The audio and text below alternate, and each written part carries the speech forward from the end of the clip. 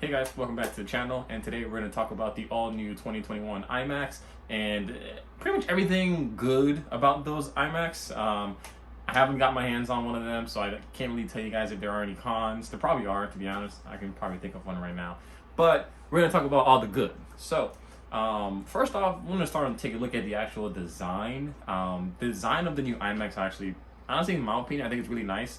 Not to mention it's also thinner than my door or any of your doors in your household. That is just insane. I mean, normally you have a larger computer. Even iMacs to today's standards are generally, honestly, pretty bulky, like thickness. You know, we're talking about thickness. Screen size is one thing, that's vertical. But the thickness of it, they're pretty thick actually still. So, you know, here comes Apple with this whole new iMac, which is like super thin. I mean, it's literally almost as thin as this. I think it's probably the same. Maybe not the same, but it's definitely almost as thin as my, what is this, 20, this is like my 2020 iPad, I think. I don't know, whatever, either way. It has a LiDAR scanner, but it's not the latest one, so whatever. But, let's put that back. Yeah, so it's super thin. I keep saying that, you guys get the picture already. This device is so thin, but yet so powerful. You would want to think, how would they even do that? Well, they just honestly took the M1 processor that we all know and love that are in the MacBook Air and MacBook Pro, and well, they put it in the iMac. So now we have it on our laptops, we have it on our desktop, and we have it on our all-in-ones now. So the iMac being all-in-one, desktop being the Mac Mini. So Apple's slowly working their way to throw M1, or I guess you'll see their Apple Silicon SoCs into their entire lineup, and I am loving it because honestly, although the price is still the same, I mean, I think they're saving money. I don't know why the prices are a little bit lower, but hey, it's fine. I still think that's a great deal because you know what, to get that kind of power, you would not be spending $999 traditionally. Or if you get the desktop, you would definitely not be spending $699 base start. I think that's what the Mac Mini starts at. I'll put the correct number somewhere up here. But anyways, moving on. So Apple did decide to give us 6 new colors, and those colors are green, which honestly, I like the green. What's interesting enough is, and you'll notice this on each of them, I'll put the colors up on the screen so you can see them. The green and all the other colors, you'll see it's like a two-tone color thing that they got going on there.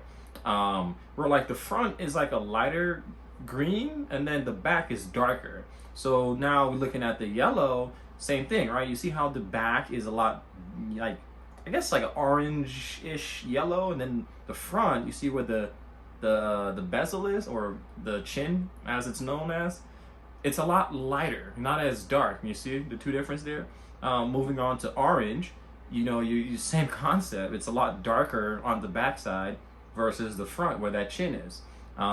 Even the stand is lighter, so you're gonna have this two-tone effect across all the different colors. I really like the red, well, pink. It looks red on the back, but it's pink from the front. And looking at the stand, and then the Magic Keyboard and mouse as well. Let's go ahead and look at purple. So purple, same concept. Although the purple looks a lot more. I like the purple. I definitely like the purple. It looks a lot nicer. But yeah, see, same thing. Got that two-tone effect going on there. And then we got blue, same thing. Darker on the back, lighter in the front. And then silver, it's just silver all across. There is no two-tone effect going on there. So those are your 6 different colors. You have green, yellow, orange, pink, purple, blue, and silver. So you have quite a few options, guys. I mean, this is starting to turn into an iPhone color choice for computers, which is nice. I like that, you know, because this thing is just gonna fit in almost any room in a household. I mean, that is what I guess they're targeting, right? Most families, you know, even some businesses, to be honest, can actually benefit from this thing. It's super powerful. We get into the numbers. I mean, realistically, I don't need to get into the numbers. I'm pretty sure you guys have seen plenty of benchmarks and videos about that.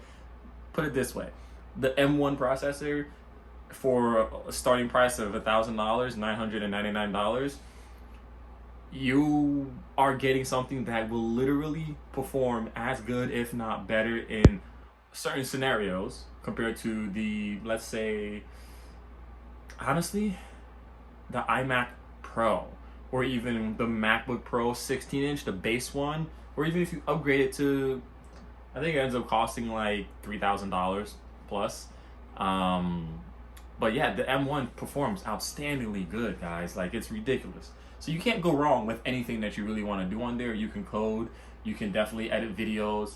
I've seen benchmarks of YouTubers editing like 4K content. I mean, like, what? That's insane. For $1,000 computer? Yeah, that's nuts. So the M1 is everything that you should know and love about it already, just in an iMac. So moving on to the design as far as the actual ports on the back. As you're aware, the Apple's entire lineup of laptops are now using USB Type-C, or as Apple calls it, I think I got this correct, Thunderbolt 3.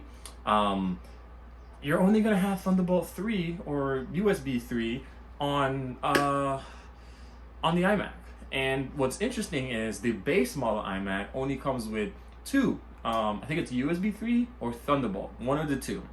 I can't remember, but I will put it up to yeah, you guys know what it is exactly. Now, if you get the next tier up, you do get that extra two ports, so you'll have 4 instead of 2. So that's the only downfall that I guess I'd say for the beginner, for the base model, is that it comes with 2 USB 3 or Thunderbolt ports.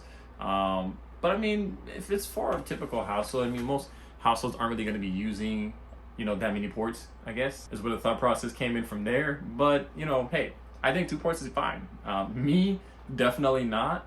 But at the same time, I mean, if you're using wireless keyboard, wireless mouse, which I'm not with my current PC, I have wired everything. Everything is wired. Nothing is literally wireless on this computer. Nothing. Absolutely nothing. But honestly, I like this iMac so much that I'd probably get rid of this, relocate it to put my iMac right here on this desk. The base model can go up to 1 terabyte, whereas the if you go up a step, you can go up to 2 terabytes of onboard SSD storage. So there are some differences there. Both units can go up to 16 gigabytes of memory. Granted, 16 gigabytes doesn't sound like a lot, but keep in mind, we're talking about the M1 processor, where your processor, your GPU unit, your memory, all of that is all on one SoC. So they talk to each other a lot more efficiently, which is why you don't need 16 gigabytes of memory to perform a task that'll typically take a computer like mine with 32 or 64 gigabytes of memory to do it in just as good timing or whatever, to perform just as good. Now, going on to the front side of everything, you see we have that chin. That chin is literally where Apple just kind of shoved all of the parts into. So it's like one big logic board, just long, not even a big one, just a long logic board just going across that bar at the bottom. A lot of people don't like the chin. I don't care, man. The computer looks fine. It has way more power than anybody needs for $1,000. I'm okay with it. A lot of you may not like it. Actually, I don't know. Comment down below if you like it or not. You know, give me your thoughts. Post it down. Comment down below. All right. What's nice is this. The actual like speaker create this nice sounding bass. They have this huge like metal plate that goes from like the bottom of the chin on the left and right side, and then it goes up, and then it sort of expands. And I don't know, it does something with the acoustics to help it out so it doesn't come out distorted.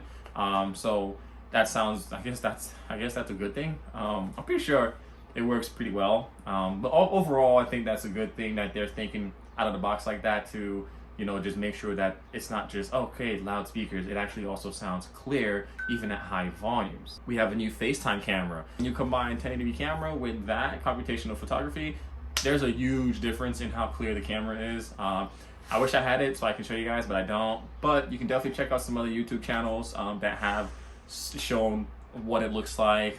So for all you editors out there, the display on the new iMac is actually also capable of handling P3 wide color gamma. So that's actually good for your color accuracy. Now the screen is packing at 500 nits of peak brightness. You're rocking a 4.5K display, which is super clear. I mean, when you see how clear it is, it's just amazing, honestly. So when you're watching movies or videos, things like that, it just looks nicer. Overall, it just looks nicer. Color accuracy is going to be really great. We're just going to segue back into the speaker system on a new iMac.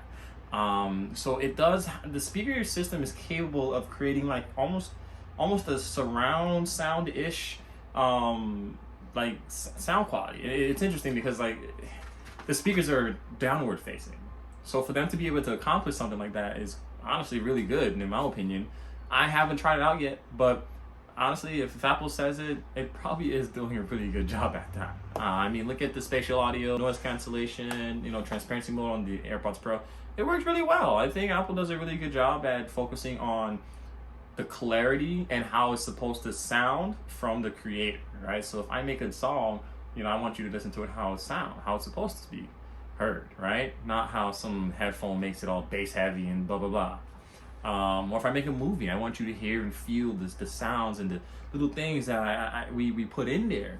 You know what I'm saying? So having that clarity just makes it all the better experience for the consumer. Now let's go ahead and talk about the actual microphone system on the new Macs. So pretty much, Apple's calling them studio quality mics, which probably sound pretty good. But what caught my eye was that they have this new software thing that they're calling beamforming. It's able to identify noise versus your voice, and what happens is it reduces the outside noise to help the microphone only pick up and send the audio coming from your mouth as you're talking to whoever you're talking to, or even as you're just recording.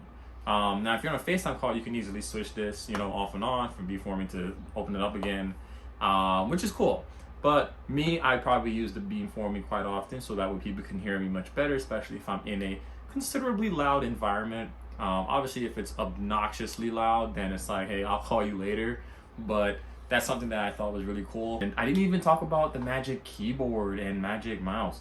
The Magic Keyboard is a huge deal. The Magic Mouse is pretty much the same that it's always been, except it has matching colors with the iMac of your choice. The Magic Keyboard also has the same color matching thing going on. However, there are two different versions of the Magic Keyboard with this one.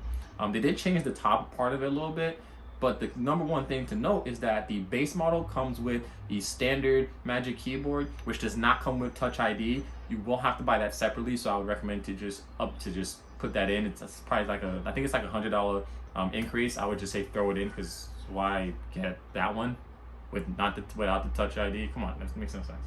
But the next step up does come with the Magic Keyboard with Touch ID from the start. So you won't go wrong there either way. The other thing is this, looking at the back side of the computer, there's like absolutely no wires. Where would you plug in your Ethernet cable? Well, you plug in your Ethernet cable where the actual adapter is. So the power adapter has an Ethernet port on it. So that way you don't have an extra cable running up to your desk, causing clutter of cables on your desk. So that to me is nice. Also, one thing I didn't like is that the actual power cord that plugs into the back of the iMac is actually magnetic. It actually magnetically attaches. And according to some of the videos I've seen, it's pretty sturdy, pretty strong once you put it in there. So I think that pretty much covers everything about the iMac. Just a quick overview, letting you guys know, hey, what it is. And yeah, I'll see you guys in the next one. Peace.